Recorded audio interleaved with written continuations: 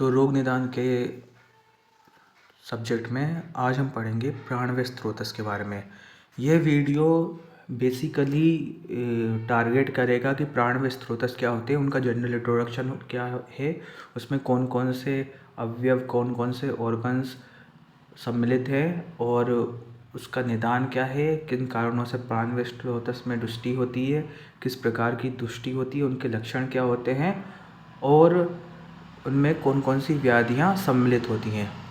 तो शुरू करते हैं। मेनली पहले चीज़ देखेंगे कि हम प्राणवायु स्रोतस में कौन कौन से ऑर्गन्स इंक्लूडेड होते हैं। तो प्राणवायु स्रोतस में निम्नलिखित ऑर्गन्स, निम्नलिखित अवयवों का समावेश मिलता है।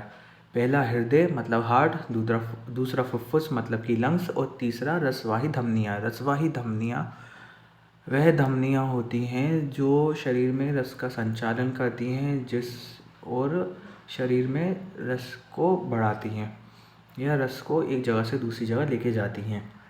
दूसरी चीज़ अब हम देखेंगे कि मोटा मोटा प्राणवायु स्रोतस में दुष्टि क्यों होती है, विकृति क्यों होती है। तो हम जानते हैं कि प्राणवायु स्रोतस में जो मेनली बॉडी पार्ट रहता है वो ऊपर का बॉडी पार्ट है। हार्ट भी ऊपर है, लंग्स भी ऊपर हैं, तो हम उसको बोलेंगे उर प्रदेश। तो उर प्रदेश में कफ का स्थान माना है, मतलब उर प्रदेश में कफ स्थित होता है।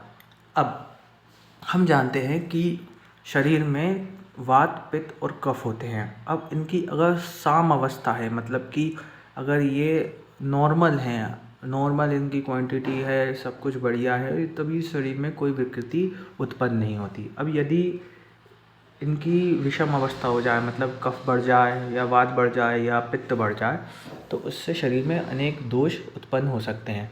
अब यहाँ पे लिखा गया है कि उर प्रदेश को कफ का स्थान माना गया है, मतलब ऊपर के हिस्से में कफ होता है। तो अब कफ की एक साम अवस्था होनी चाहिए, लेकिन अब अगर कफ की साम अवस्था नहीं है, या तो कफ का क्षय हो गया या कफ की वृद्धि हो गई, तो प्राणवायु स्रोतस में विकृति की संभावना उत्पन्न हो जाती है।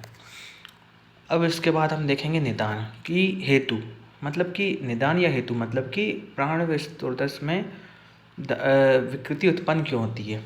तो उसके हम 3 निदान देखेंगे। पहला धातु क्षय, दूसरा वेग संधारण मतलब वेगों को धारण करना, 13 प्रकार के वेग बताए गए हैं, उनमें से किसी वेग को धारण करना, और तीसरा रुक्ष आहार सेवन करना। रुक्ष आहार सेवन करने से क्या होगा, रुक्ष आहार सेवन करने से वात की वृद्धि होगी, कफ का क्षय होगा और इसके कारण उर प्रदेश में कफ का क्षय हुआ तो प्राणवायु स्रोतस में विकृति उत्पन्न होगी।